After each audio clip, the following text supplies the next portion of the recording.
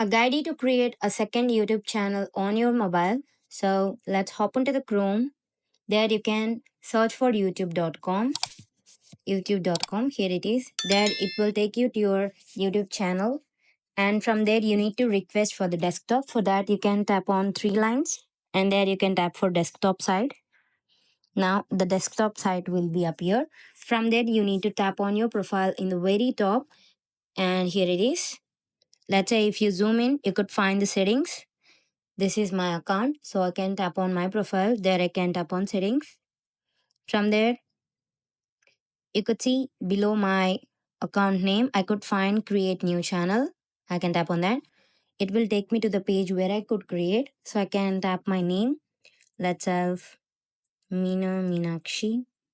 Now it will automatically give you the handle of that. So for after that, you can tap on create channel, and that specific channel which you have created now would be created.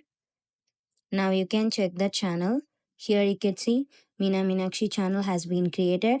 And if I tap on that, here I can see just now I have joined that channel. This is how you could create a second YouTube channel on your mobile. Thank you.